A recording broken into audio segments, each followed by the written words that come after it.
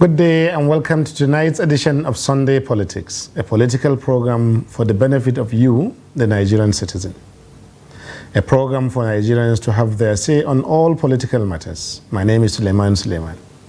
Tonight, we discuss the abduction of female students across northern states. A raft of abductions of female students has hit a number of states in the northern region. On the 29th September, 24 female students of Federal University Gusau were abducted by bandits in Zamfara state. Barely 3 weeks later, on 5th October, 5 female students of Federal University Dutsemma were also abducted in Katsina state, again by bandits. Earlier in April and in June this year, female students of the same Federal University Gusau were also abducted. This issue has been going on for quite long. In the past 2 years or so, abductions from schools were mainly those of school children in primary or secondary schools. Now things appear to have escalated to university students. Also, there has been a focus on female students in the recent wave of abductions. So tonight we ask, what is going on? Where are bandits taking our girls and where are they taking them to? Most importantly, we ask, what does all of this mean for the political and economic fortunes of northern Nigeria? Joining me in the studio tonight is a person who needs no introduction on national affairs. Professor Usman Yusuf is a professor of hematology, oncology, and bone marrow transplant. He's also one of the most well-informed and involved person on matters of security in northern Nigeria. Welcome to Sunday Politics, Prof. Thank you very much, Suleiman, for having me. But before we go on, we have a brief video. We'll come back. When we take that, we'll be right back with you and Prof in the studio. Stay with us. Bandits have been disturbing us in our area. This has forced me and my family to leave our hometown to this place. And we have been here for almost 2 years. All my children are here. I have 4 kids, and we all live together. The story we hear from home are not pleasant at all because bandits invade our towns, kidnap people and take them to the bush and then request for ransom. We no longer rear animals because bandits have packed them all and taken them to the bush. While some residents welcome the idea of dialoguing with bandits, others support applying kinetic approach to end the menace. They are of the opinion that several negotiations have been carried out by previous administration in the state, but did not yield positive results, hence the need to face the bandits squarely through the use of maximum force. We're calling on the government to fulfill the promises he made to the youths during his campaign.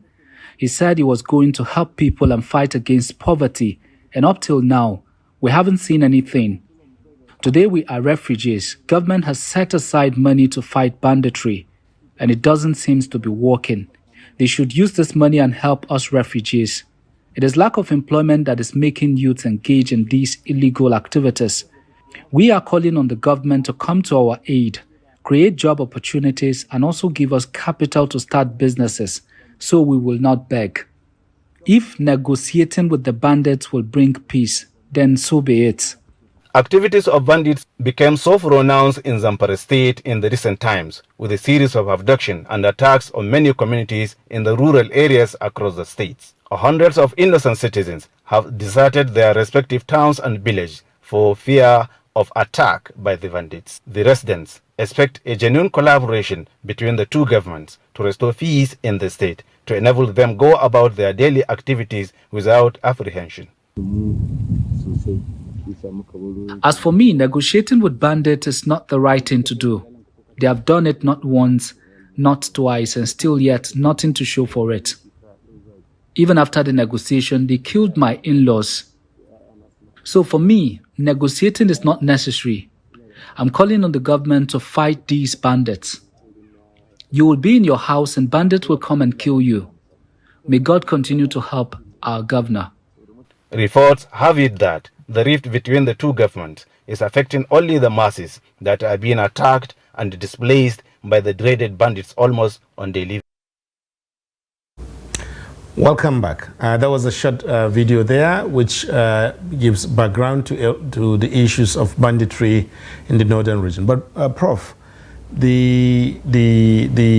people would say that in the past 2-3 months since the beginning of this new government, there have been some kind of spike in these attacks, like a return to where we were since the end of the last administration. So what's happening? What's responsible for this rise in these cases in recent months all over again? Right, and I'll start by thanking Daily Trust and Trust TV for keeping this on the news and not letting it drop off, because this is very important, especially now with all this political brouhaha about things that are not related to human beings. So I congratulate you all, and please continue doing this good work. And if I tell you there's one reason, I'll be lying. And I've always said, I've appeared in different fora about this issue. It really pains me, really painful for anyone who lives in this part of the world, anyone who has lived as long as we have, anyone who has benefited from Nigeria as much as we have, anyone who is a parent, see the North as it is today.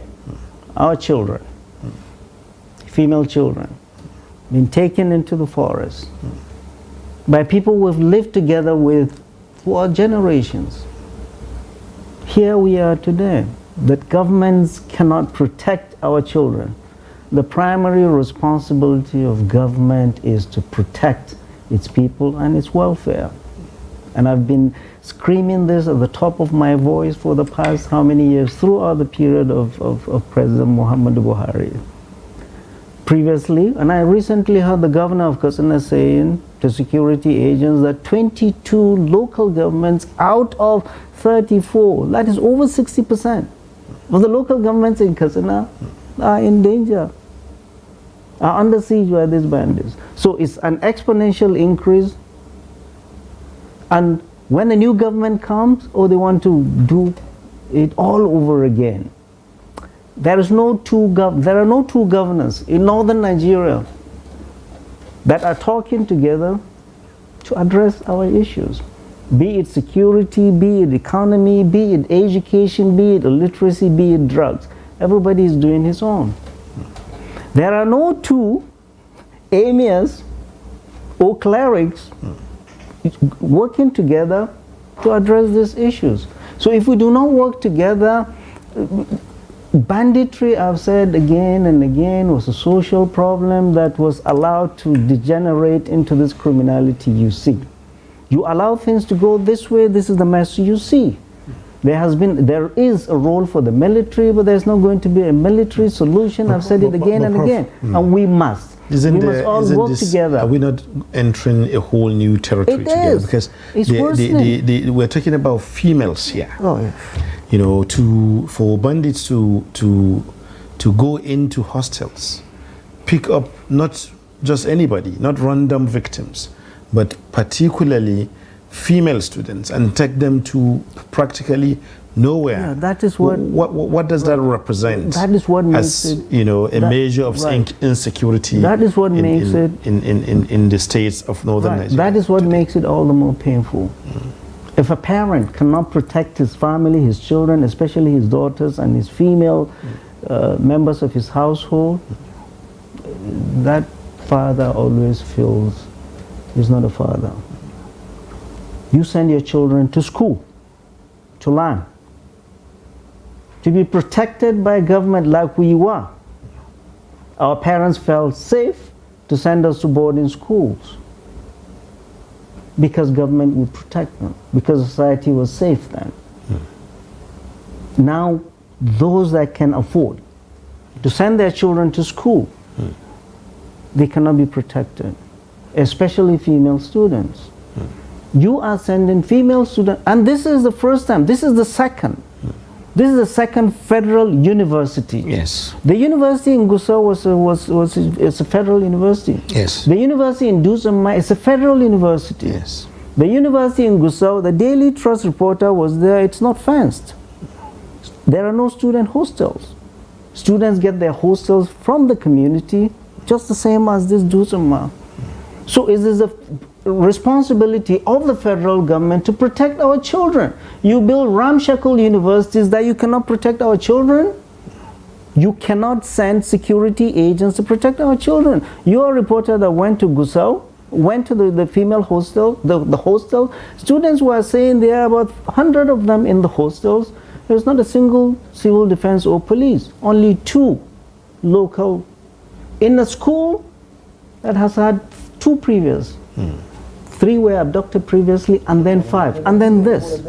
We haven't learned. So from Gusau, opinion that now to Katsina, what did we learn? What measures is the federal government and all the state governments, what are they taking? What measures are they taking to protect our schools? Because there is no school that is safe with this kind of rascality all around.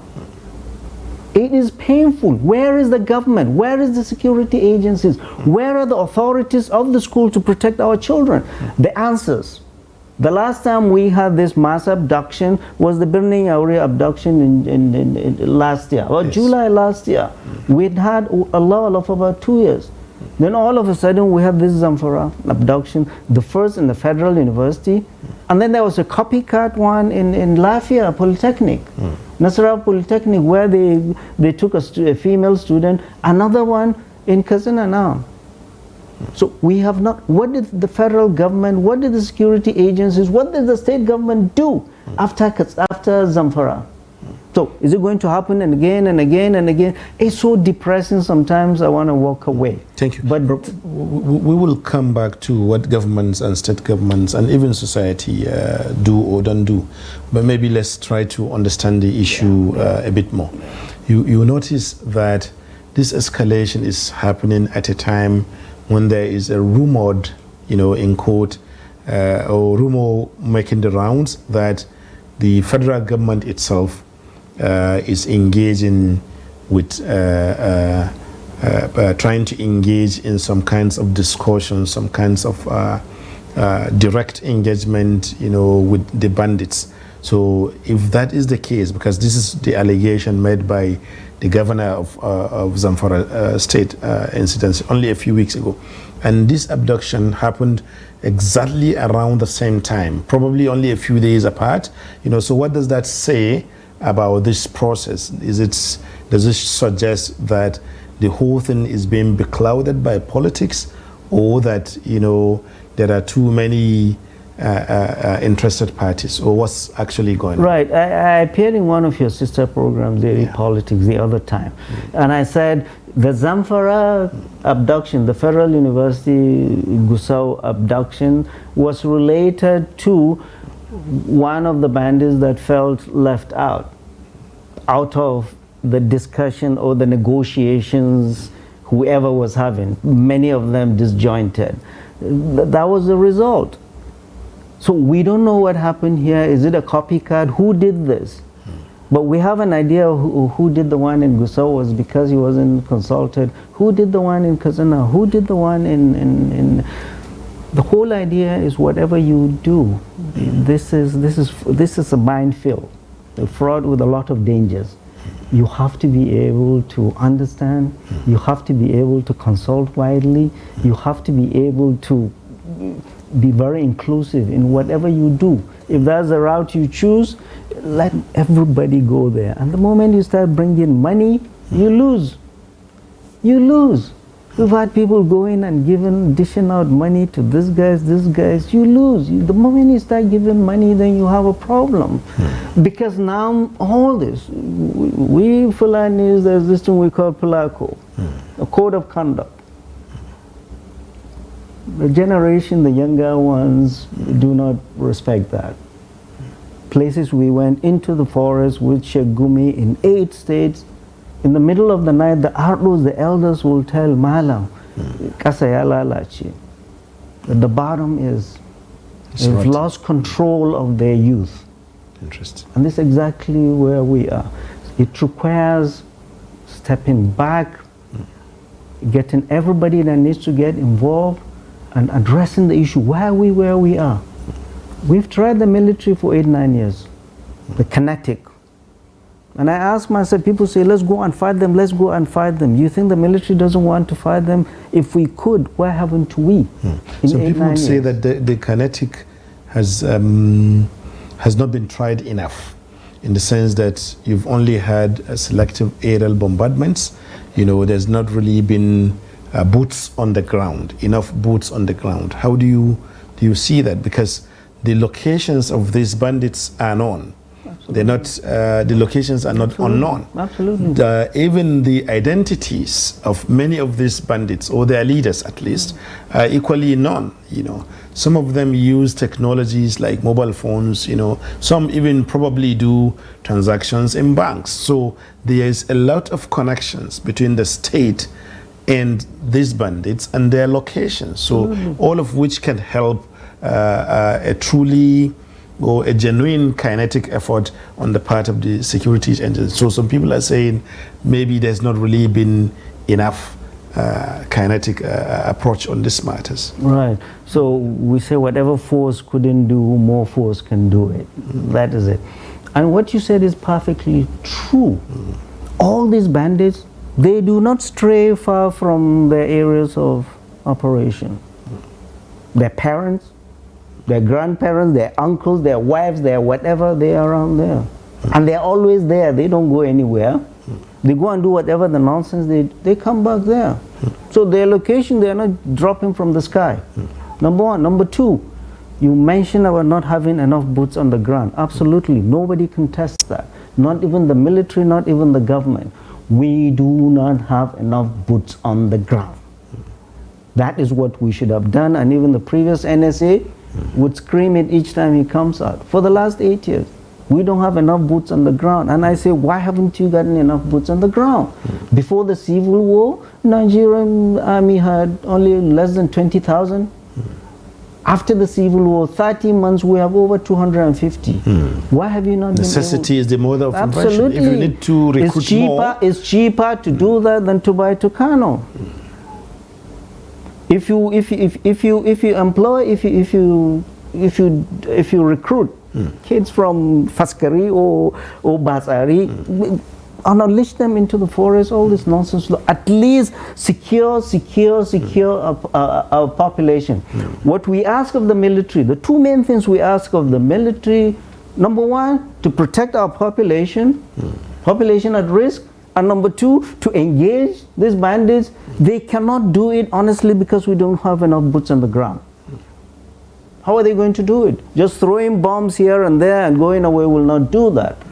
We need them to go in there, protect vulnerable population while they engage them. After you get a good secure place, hand it over to the police. No, but where is the police? They're in Abuja guarding Ogas. yes. So we have huge problem. We've been screaming this again and again. The military knows it. The government knows it. We do not have enough boots on the ground, and the nation is not mobilized enough. Has never been. During the Civil War, 30 months, the nation was mobilized. We knew the psychological mobilization of the entire country. We knew we were at war. We've been at war with Boko Haram 24 years. We've been at war now with bandits 9 years. The nation is going in Abuja as if all is well. No, it's never been well in the north for the past 24 months.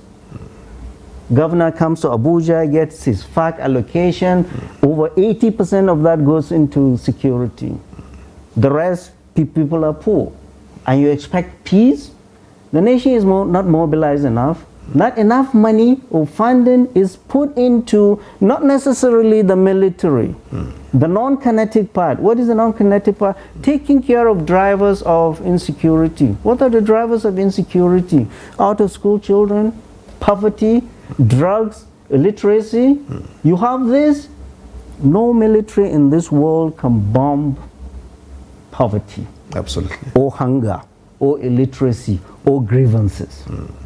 We're giving a lot of money on the kinetic, forgetting that the drivers of insecurity are there. And primarily, I've said it again and again, and I will say it again. The governors, northern state governors, carried the pregnancy and gave birth to this insecurity. How so? How so? Because we have out-of-school children, 20 million. You go to our primary schools, you go to our secondary schools in the north. It's not the federal government that takes care of primary or secondary schools. What are the governors doing? Local government funding, it's all in the hands of governors. The rural areas have nothing to do.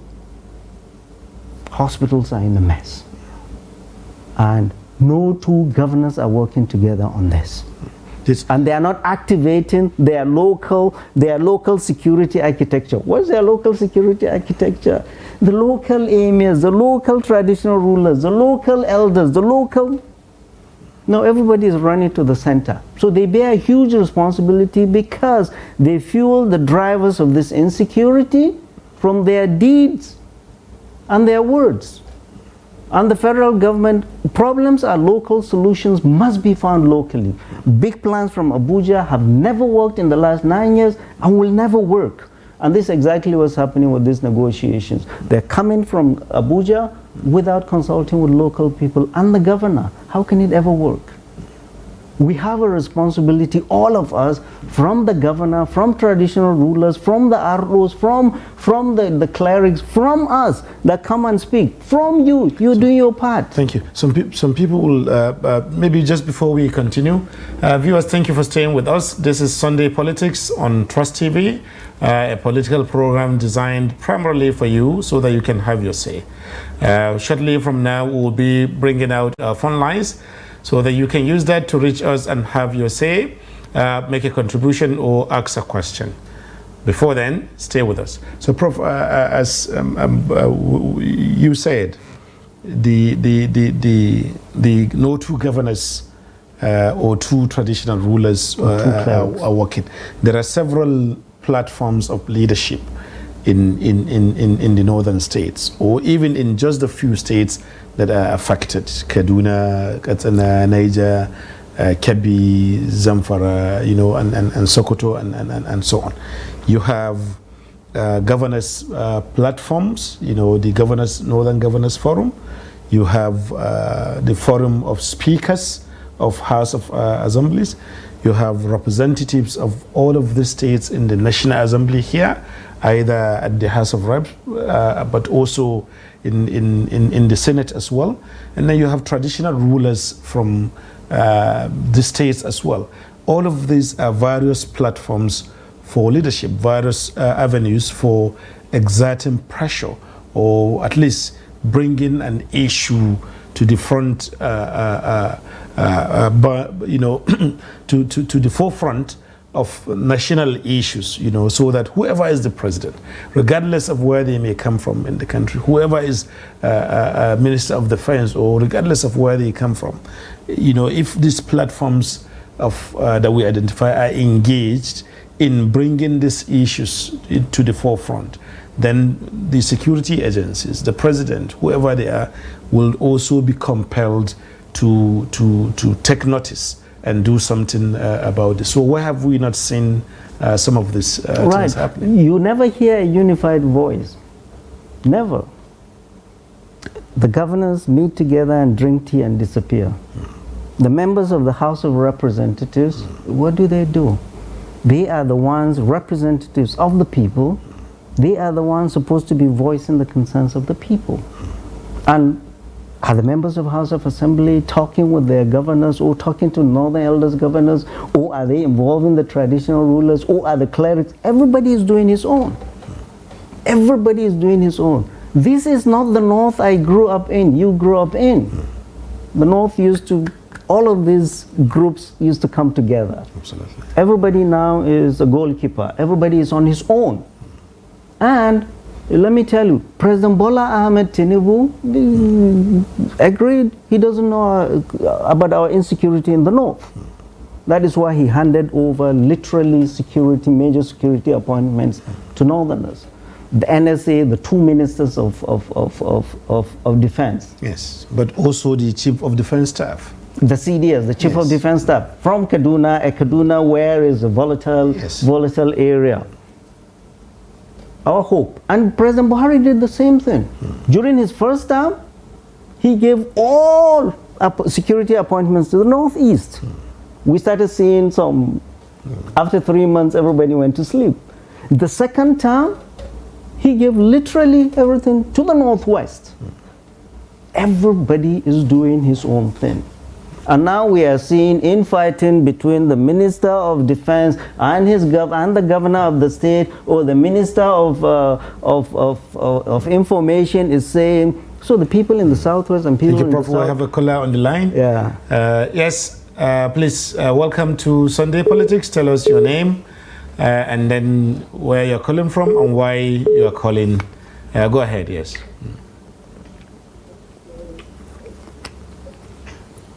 Oh, we've lost the caller. Okay, still on the line. Yes, go ahead. Hello. Yes, go ahead. My name is Mohammed Lal Garba. Okay. Hello. Go ahead. Yes, go ahead. Where are you calling from? Tell us where you're calling from. From And then Kaduna State. go ahead, please. Yes. I want to make my contribution and welcome my professor on this issue. Actually, the insecurity in Zamfara and the neighboring states like Kaduna here and Kaduna is disturbing. And my candid advice is federal government should strategize, employ all the security architecture to see that this thing comes to an end. Sincerely speaking, the loss of life, the embarrassment in kidnapping children, and other issues like that. Zamfara government, all stakeholders in Zamfara state should be called by the president and the chief of the security agencies should call the governor and get all the stakeholders, like someone advised of other times in one program. Some of them have hands in these issues. All these bandits are not. Their families are known. Their areas are known. And where they are staying is also known. It's embarrassing for a bandit to black, kidnap children, and go to bush with them for days, and government cannot rescue them. Sincerely speaking, we are advising, and this is disturbing, and it's a slap to the government, the previous government and this government. So my candid advice is, federal government should come into this issue seriously with all heart and do it. But even if it was dealing with all the stakeholders in Zamfara because they have all the have hands, like the emirs and the districts. Thank you very much, Malala, so that we can take other calls. Thank you very much. Thank you so much. Yeah, thank you. Okay, I was going to ask you, how do you respond to that? But there's another caller on the line. Yes, welcome to Sunday Politics. Tell us your name, where you're calling from, and then go ahead and make your presentation.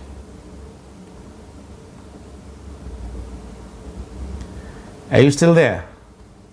Oh, okay. So, Prof, how do you respond to that? So the first caller only buttressed what we've been saying, that this government, just like the previous government, we have a problem in the north, and we are not working together.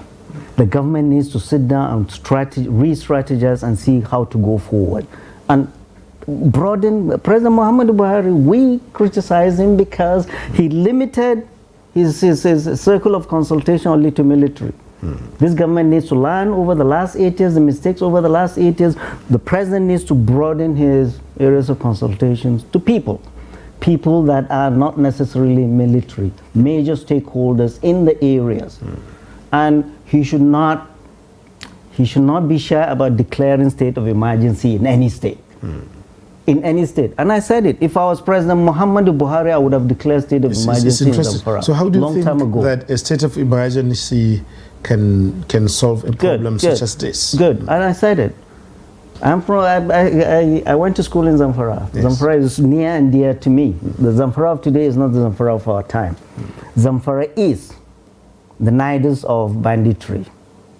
It has infected the whole of the north. Studies have shown over 70% of bandits have their original address roots in Zamfara.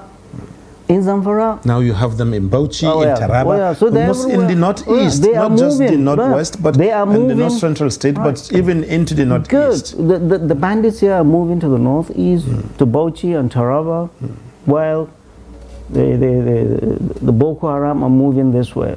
And in their marriage, you are seeing that bandits now are changing their tactics. They are marrying little girls. Bandits never used to do this.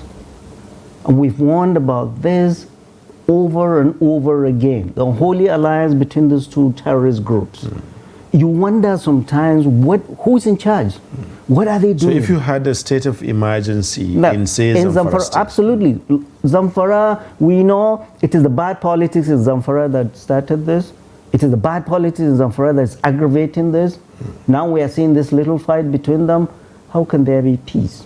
How can there be security if the governor and the minister of state are not working together to bring peace in the state? And I when said, both of them are indigenous, in fact, governors of the state, one immediate, one current. Two different parties. That was why I said in the last program I appeared, only the president and commander-in-chief can solve this problem. He needs to call all the political gladiators in Zamfara and the governor, show his anger, give them ultimatum, get these girls out. They know where they are, these girls are. They know who is responsible for that. Knock some heads. Give them a week, if not, fire the ministers. And send in troops into Zamfara. It is the standoffish attitude of President Muhammadu Buhari that allowed all of this. You give people jobs and you don't ask them to do results. Yes, go ahead. I'm sending troops I'm Malam Ado. Go ahead. Can you reduce the volume of your TV set? Okay. Thank you. Okay, go ahead, Malam Ado.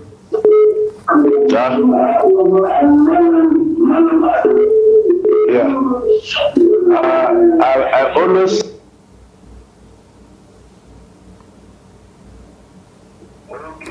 Another caller. We lost Malado, but another caller is on the line. Yes, go ahead. Yes.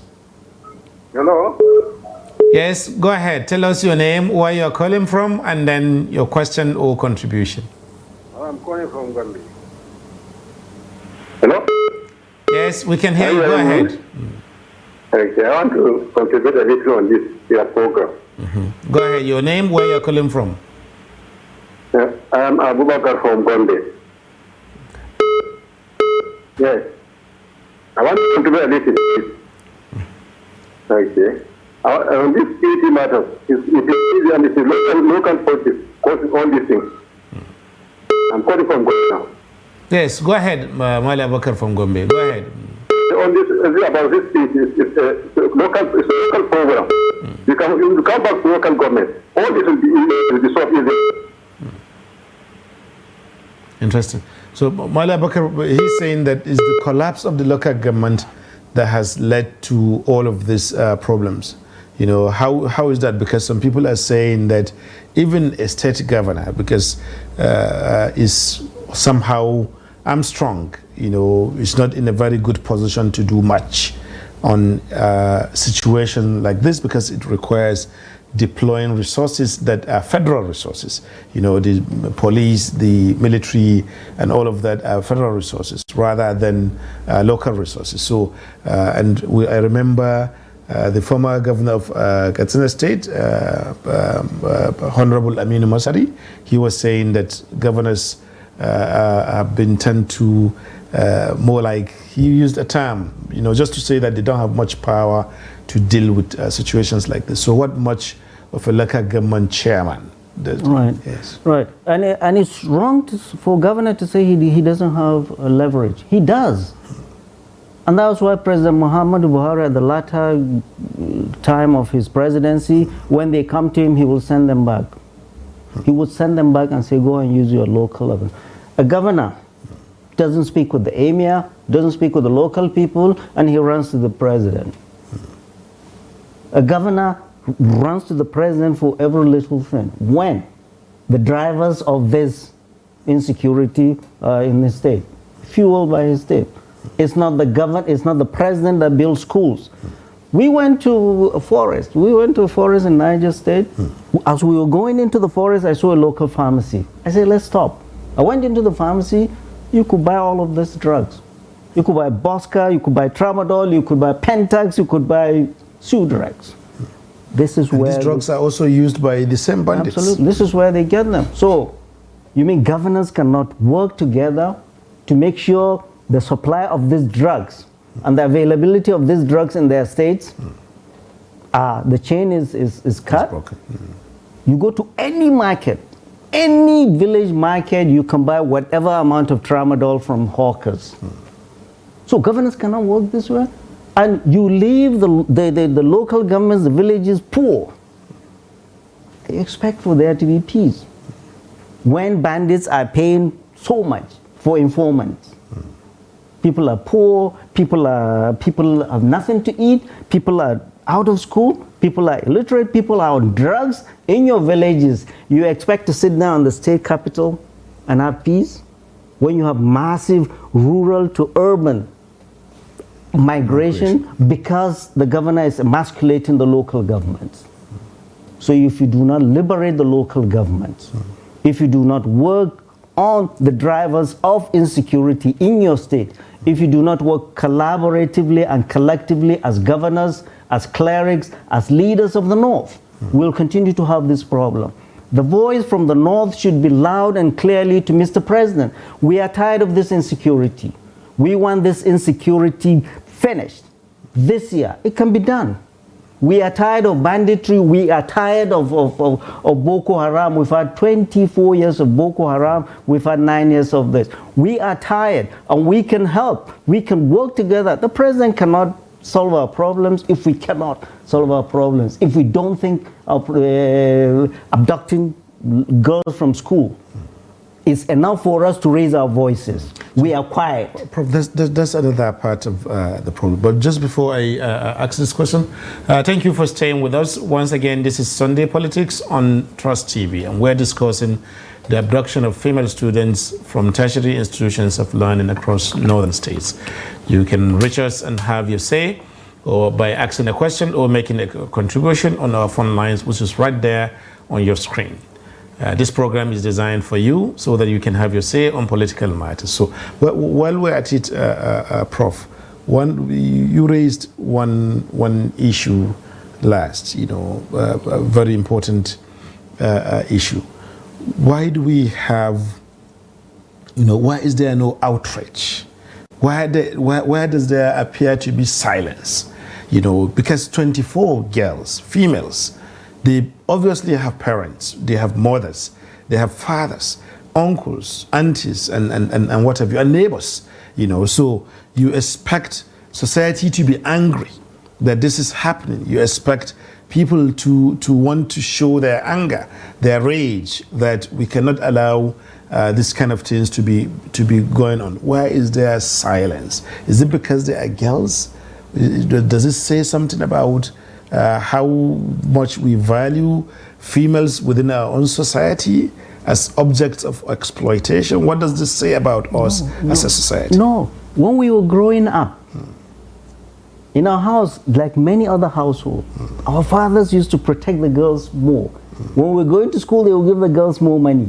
They would take the girls in cars and they would send us to motor park too. That is how protective our culture and our religion is on our female folks.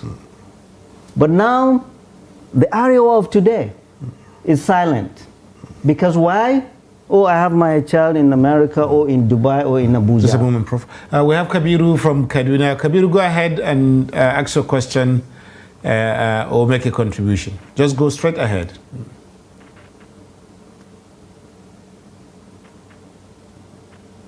Kabiru, go ahead.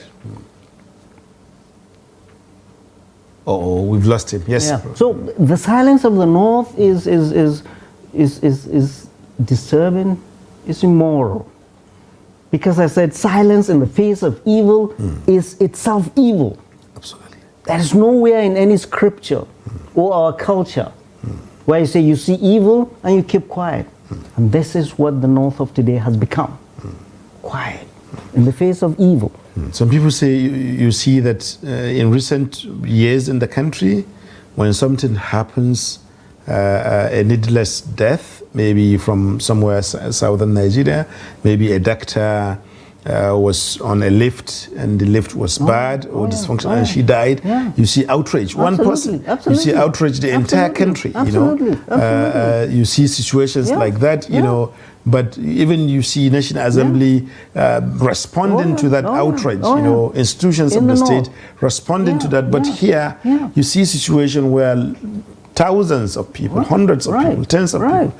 Okay, James from Kaduna, please go ahead and ask a question or make a contribution. Okay. Good evening, sir. Good evening, James. Yeah, good evening. I really want to add my contribution and also a question at the same time. Go ahead, James. I really appreciate the Prof. Even in Nigeria, they don't like candid talk, frank and straightforward talk. But the only one that is candid, right, straightforward, I love such a person. And I believe that Nigeria has every kind of entity. The one that can speak truth and the one that can pretend to work politically and do whatever they feel like to do. Nobody will tell us that what is happening in Nigeria, particularly insecurity, is known by the allies. Everything is known by the allies. And they are not ready to take care of it. Even during the time of President Buhari, before you could come into the train, you say that it's going to subdue the issue. Immediately you enter the train. But 8 years, you couldn't do anything. Look at this Tibet girl issue. Now, go to Zamfara now. All usually girls that are in Nigeria, why are they adopting girls and even boys are included? Yes, I know. But why can't they release them? Even up to today, that they will say that they are seen them remarrying and having children. Where are they? Are they not in Nigeria? Why are they not trying to get them back? It is not fair. It is not proper. It doesn't take good of Nigeria. It doesn't take good of entity in Nigeria. So let us be real. We are not here to just to be going to school and then begin to blow grammar, sitting down as professors and all manner of things that we cannot help our nation Nigeria. There is nothing that is impossible for we, the allies or Nigerians, the people at the top, the politicians. Politics is the government of the people, by the people, for the people. So why should people Thank you very much, Mr. James. Thank you. We have another caller on the line. Let us do things we have to do in order to do this that are under captivity. Thank you, Mr. James, so that we can take another caller and hear their views also. I think James is raising a very critical issue here. He's talking about the quality of leadership that we have across all the levels, from the presidency down to the local government chairman or even a councillor. How does that relate to all of these issues, you know, the quality of leadership that we have? Leadership matters.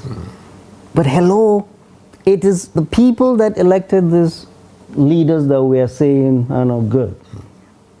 And at your age and my age, we're still looking for leaders. We are the leaders. Our parents, long ago, much younger than us.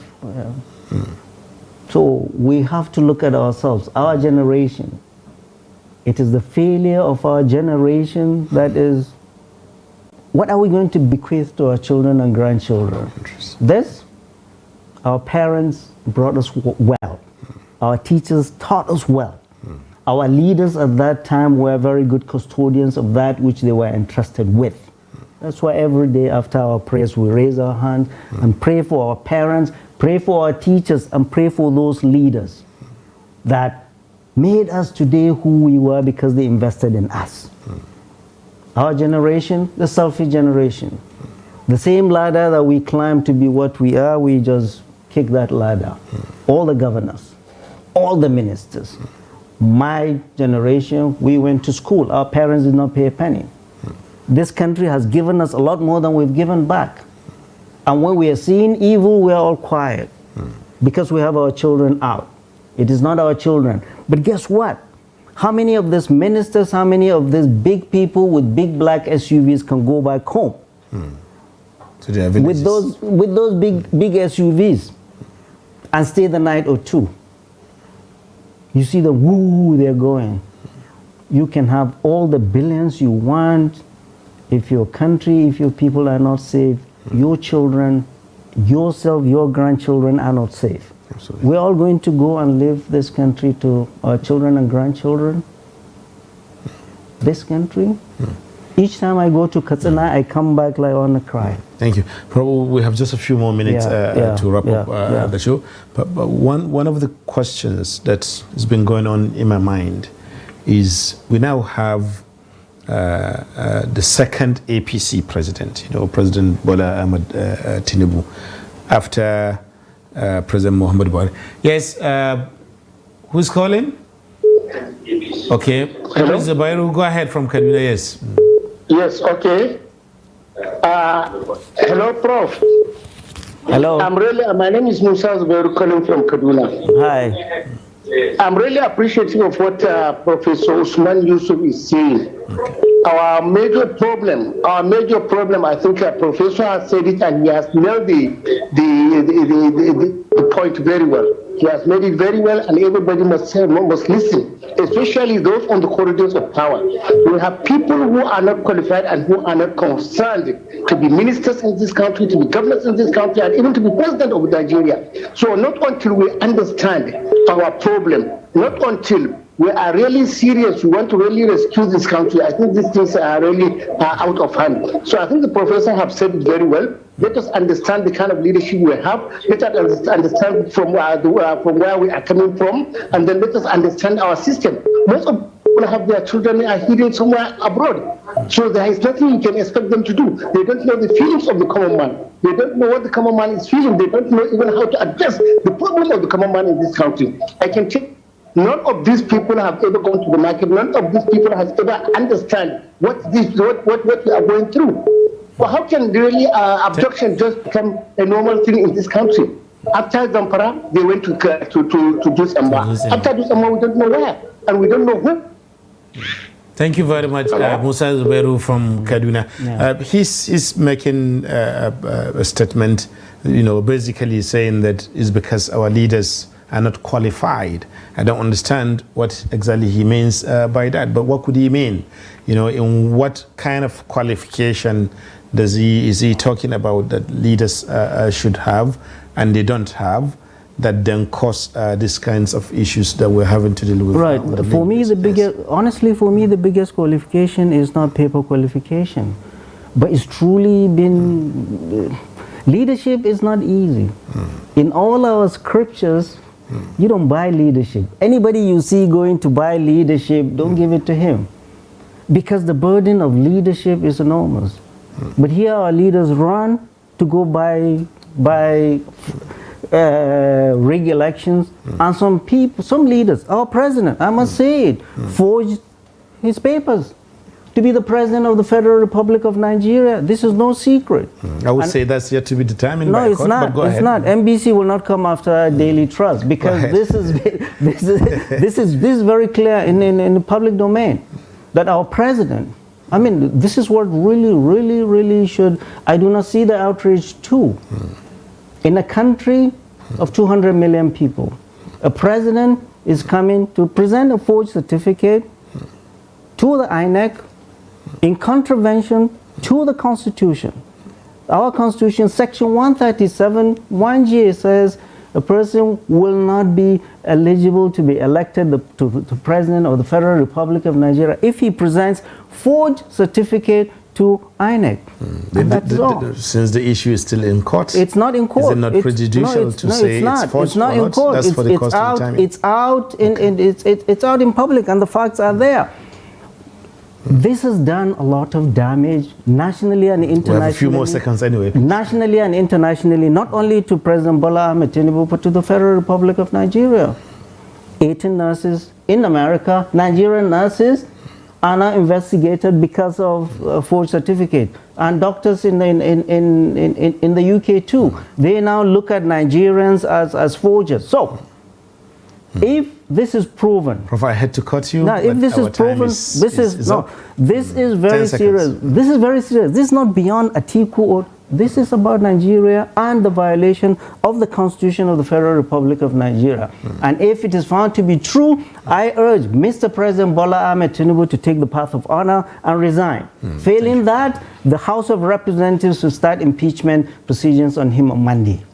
Thank you very much, Prof, for coming on the show today. We hope to have you again on another edition of Sunday Politics. Thank you also, our viewers, for staying with us. Today, we'll be here for you again next week when we meet on another edition of Sunday Politics. But before we go, go with this. Societies grow or stagnate according to the extent to which they respect women, the extent to which they give opportunities for women and girls to grow and flourish. A society that allows women and girls to be taken by force from their homes and from their schools is not serious for progress. A society that allows girls to be uprooted from their homes, to be locked up in somebody else's camp for days and weeks and end is not ready for 21st century. By raising your voice, by speaking out, you are helping to solve the problem. Thank you. My name is Suleiman Suleiman. Good night.